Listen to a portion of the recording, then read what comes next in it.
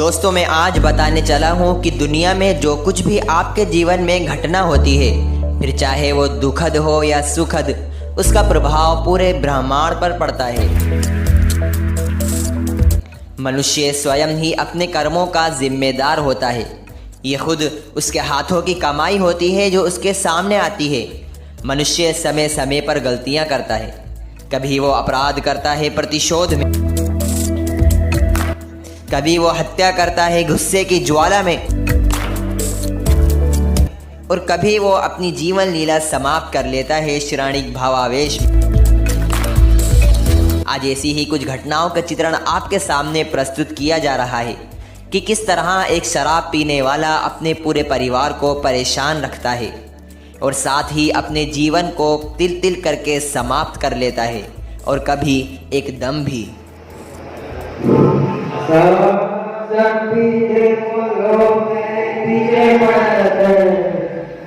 दुनिया वालों को पता ही नहीं कि सारी दुनिया मेरे कदमों में नीचे।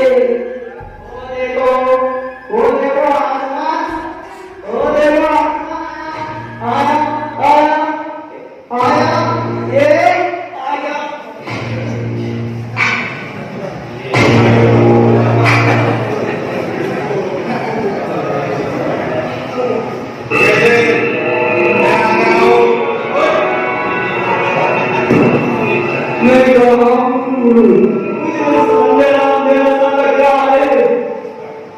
तूने अपने कर्मों से अपनी जीवन लीला समाप्त कर ली है। अब तू मृत्यु लोक में आ गया है। चल मेरे साथ। देख निकल महाराज, देख निकल महाराज, कहाँ है आप? देख निकल महाराज।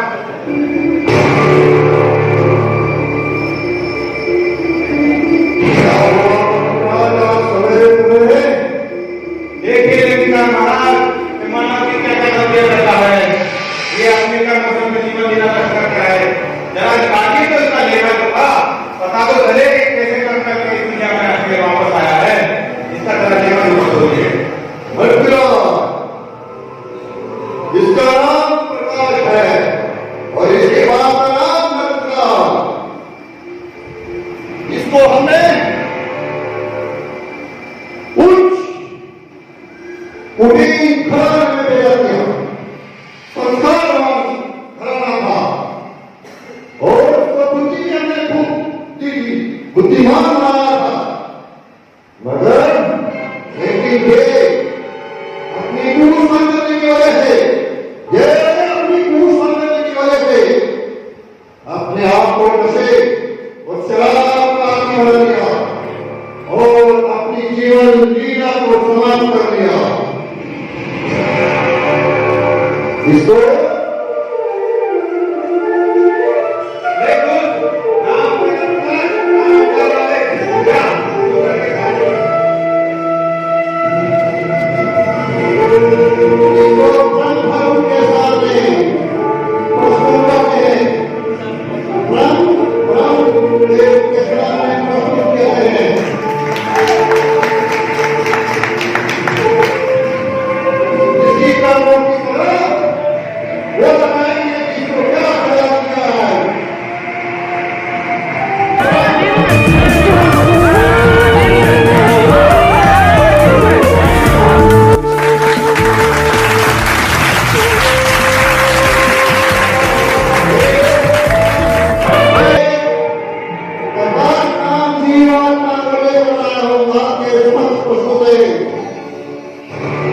हमें मालूम है ये इसकी आयु हमने 71 वर्ष लिखवाई थी, लेकिन ये कुकर्म करने की वजह से 41 वर्ष की आयु में ही वो अपनी जीवन लीला समाप्त करके यहाँ पर आ गया है।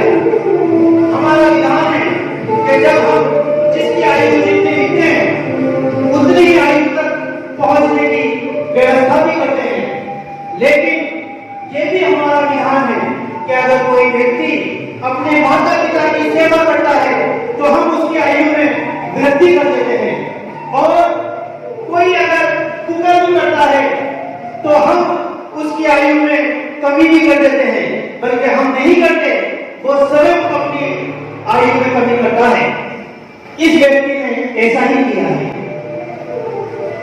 मुझे माफ कर दो, मेरी आंखें खुल गई है, मुझको वापस धरती पे भेज दो।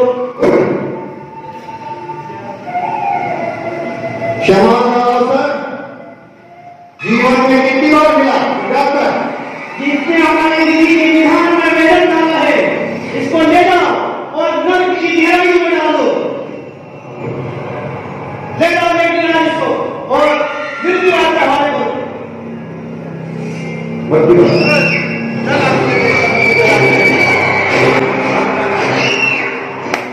नशा, शराब, धूम्रपान, ये सभी चीजें निषेध हैं, मना हैं, हराम हैं।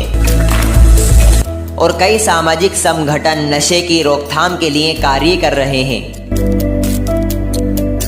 और लोग इस नशे की लत के कारण अपने परिवार को खत्म कर लेते हैं। बड़ी हैरानी की बात है कि सबसे ज्यादा पैसा सरकार की आबकारी नीति से आता है। सरकार को नशे पर पूर्णतया रोक लगानी चाहिए। दोस्तों, इस पृथ्वी पर अपराध निरंतर बढ़ते जा रहे हैं और अपराध से अपराधी का कभी भला नहीं होता। प्रस्तुत है एक लालची व्यक्ति की गाथा कि जिसने 10 लाख की एफडी कराई और किस तरह उसके साथ मामला हुआ। देखिए इस लालची व्यक्ति की कहानी।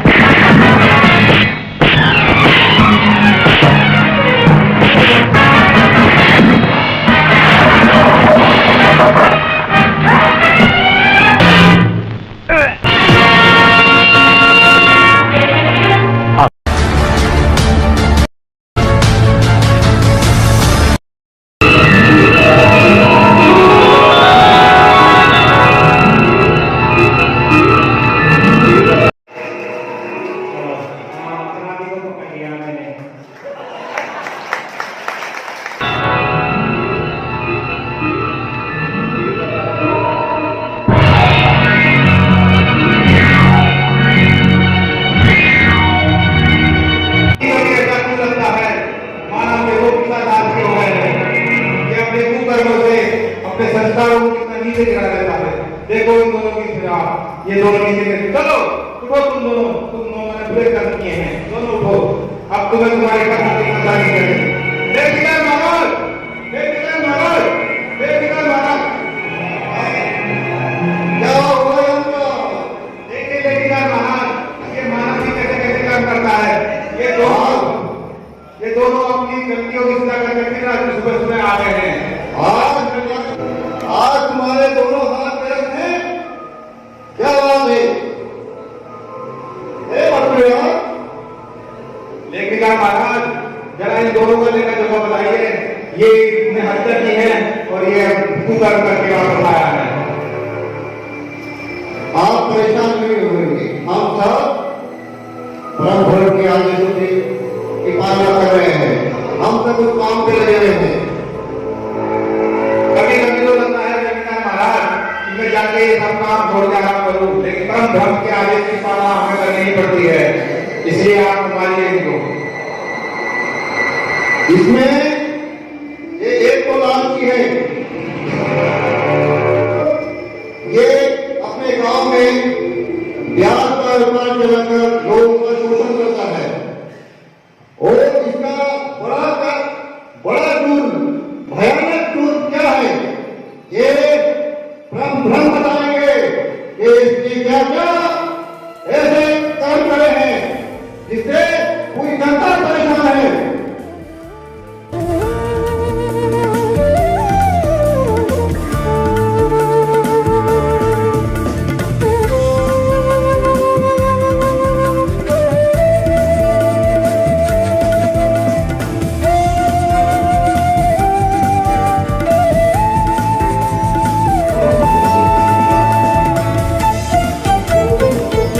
इन दोनों मनुष्य की जीवात्मा जो मृत्यु आज आप लेकर आए हैं लेखनी महाराज के सानिध्य में, लेखनीकार महाराज इन दोनों का बहुत ही बड़ा मसला है। एक ये आदत अपराधी है, हमेशा इसने लोगों पर यातनाएं की है और आज ये इस व्यक्ति का मर्डर कर रहा है। आपको ऐसा लगता होगा कि ये व्यक्ति निर्दोष है, लेकिन हमारा विधान है हम किसी के साथ अन्याय नहीं करते हैं। यही वो पाखंडी व्यक्ति है जिसने अपने भाई की मृत्यु के दौरान अपने भतीजे का मां दबा लिया और ये वही पेशा था जिसकी इसने हत्या कराई थी। आज उस भतीजे के साथ भी इंसाफ होगा और इसके साथ भी इंसाफ होगा। लिहाजा इसने हमारे विधान को खत्म किया, इसने मानवता का खत्म किया। क्या ये मानव नहीं जानता कि एक मानव को मारना तमाम मानव को मारने जैसा है और एक मानव को बचाना तमाम मानव को जिंदगी देने जैसा है। ऋतुराज इन दोनों को जहन्नुम की गहराई में डालो और ये व्यक्ति जिसने जुल्म किया है इसका दायां हाथ और बायां पैर काट दो। चलो तुम दोनों आप अपना जवान पूरी सजा दी जाएगी। दोस्तों, इस संसार में सबसे ज्यादा मृत्यु मच्छर के काटने से होती है और नंबर 2 पर इंसान का इंसान को कत्ल करने से। मनुष्य अपने गुस्से पर काबू नहीं रख पाते हैं और वो हत्या कर देते हैं, जिसका पछतावा उनको बार बार होता है, जिसको आप सभी लोग अच्छी तरह समझते हैं। अब जो घटना आपके सामने आ रही है ये वो सबसे बड़ी गलती है कि जो हम में से प्रत्येक व्यक्ति बार बार करता है। हालांकि वो हर बार बच जाता है, लेकिन एक बार ऐसा होगा और जरूर होगा कि उसकी जीवन की डोर कट जाएगी और वो सदा के लिए मृत्यु को प्राप्त हो जाएगा। देखें वो क्या गलती है।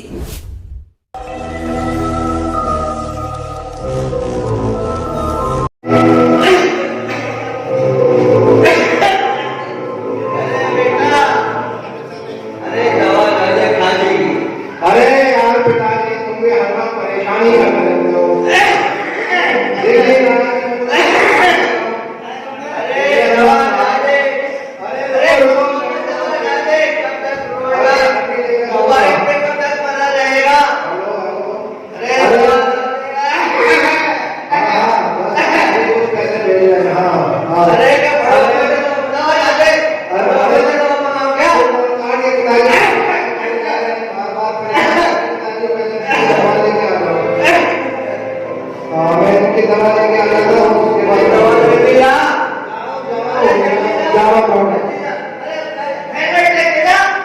मुझे माफी तो जाना है,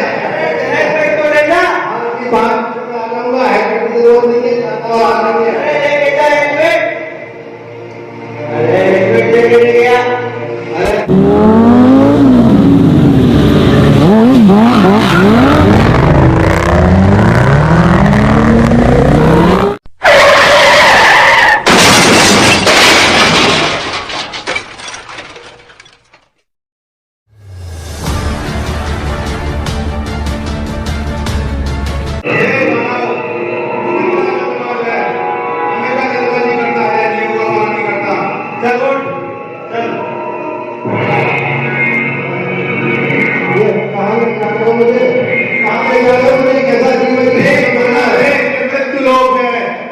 मृत्यु हो गई है, मतलब ये तू अब मृत्यु लोक में आ गया है। हम में दुनिया में नहीं हो, नहीं तो अब जीवित नहीं है। देखिएगा महाराज, देखिएगा महाराज,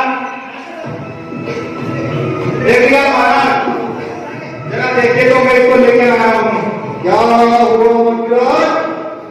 देखिएगा महाराज, देखिएगा ये मानव की गलबाजी करता है, ये नियमों का पालन नहीं करता। जरा इसका देखा सकता तो खोलिए। ये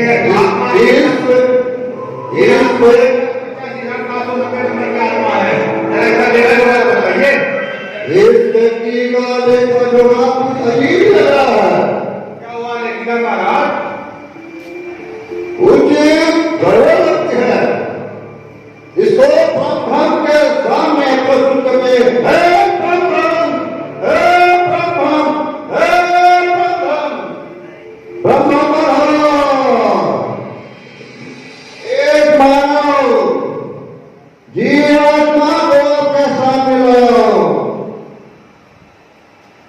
इसका मूर्ति होना कुछ समझ नहीं आ रहा है। क्या ये व्यक्ति सुरेश कुमार है? क्या इसका नंबर 1,58,790 है? इसमें तुम दोनों का ध्यान आपका जागी में नहीं है। क्या बात करता हो? मैं भी काम से कोई गलती नहीं होंगे। महाराज ये तो आगे कोई लेकर आया हूँ। मैं शायद मुझे लगता है नहीं, मुझे तो एक लाख किसी पर विवाद नहीं करना चाहिए भाई। देखिए फिर विवाद, तुम दोनों का ध्यान आपका जागी में बिल्कुल नहीं है। मैं देख रहा हूँ कि तुम गलत व्यक्ति को ले आए हो। इस बात को इसको अपने पिताजी की दवा लेकर घर पहुंचना है। इसको बिजली की गति से वापस घर पहुंचाओ और अपने खाने के लिए क्षमा मांगो कि तुम गलत व्यक्ति को ले आए। जो आदेश माना गलती हो गई कुछ। इससे पहले कि इसकी देह का अंतिम संस्कार हो जाए, इसे वापस दुनिया में पहुंचाओ और इस गलती के लिए दुनिया वालों से भी तुम्हें क्षमा मांगनी होगी। सब समा मानते हैं।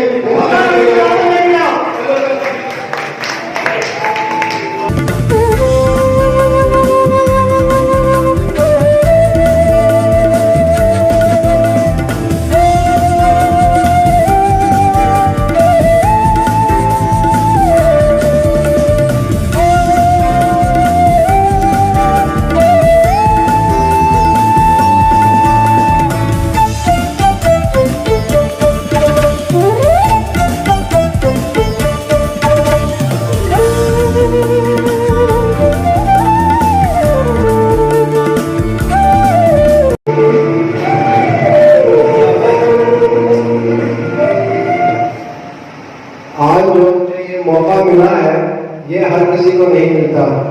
मैं परलोक देखकर आया हूँ, जो देखकर आना सबके लिए आसान नहीं है। जो वहाँ जो नरक है ना, वो बहुत बुरी है। दुनिया में आप लोग जो कुकर्म करते हैं, जो यहाँ पर सब कार्य खराब करते हैं, उसका सारा जो असर पड़ता है वो आपके परलोक में जाने के बाद पड़ता है। अभी तक के आज आपने जितने भी यहाँ पे नाटक देखे उनसे आपको काफी कुछ सीख मिली होगी।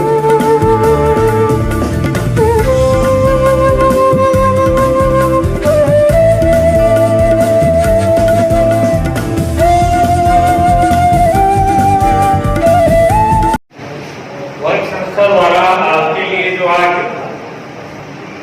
इतना अच्छा कार्यक्रम रखा गया, जिसको देख के मन प्रसन्न हो गया, तो मैं एक बार फिर वर्ग संस्था को कारागृह प्रशासन की ओर से, मेरे सारे बंदी भाइयों की तरफ से बहुत बहुत आपका आभार व्यक्त करता हूँ।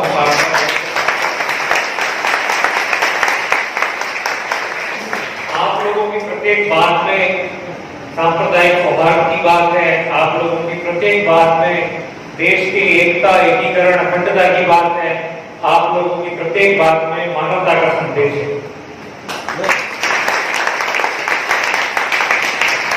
और मैंने आपके इस कार्यक्रम से जो सीखा वो यही है कि हम सब ईश्वर की संतानें हैं और हम एक ऐसे पथिक के रूप में हैं, ऐसे राही के रूप में हैं जिसे अपना रास्ता ही नहीं पता है कि उसे जाना कहाँ है।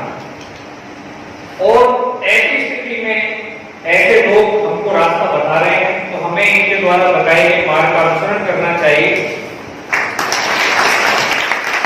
ये हमको हमारे रास्ते को प्रकाश दिखा रहे हैं कि भाई रास्ता, सही रास्ता ये है। मैं इसके लिए कुछ पंक्तियां कहना चाहूंगा कि हम सब ईश्वर की बनाई हुई संतानें हैं और एक पथिक राहगीर के रूप में हैं। तो हम ईश्वर से प्रार्थना करते हैं कि पथ मेरा आलोकित कर दो, पथ मेरा आलोकित कर दो। मैं नन्हा सा पथिक विश्व के पथ पर चलना सीख रहा हूं। मैं नन्हा सा बृहद विश्व के नभ में उड़ना सीख रहा हूं। पहुंच सकूं निर्दिष्ट लक्ष्य तक, ऐसे मुझको पल दो, पग दो, पथ मेरा आलोकित कर दो।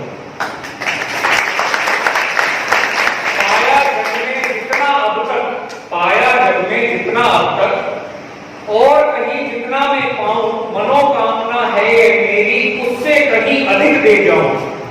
धरती को ही स्वर्ग बनाने का मुझको मंगल में भर दो, पथ मेरा आलोकित कर दो। वर्ग संस्था से वो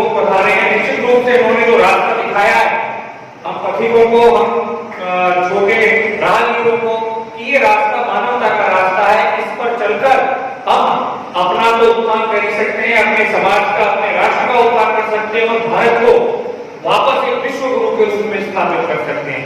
तो एक बार फिर बहुत बहुत हार्दिक आभार व्यक्त करता हूँ। जय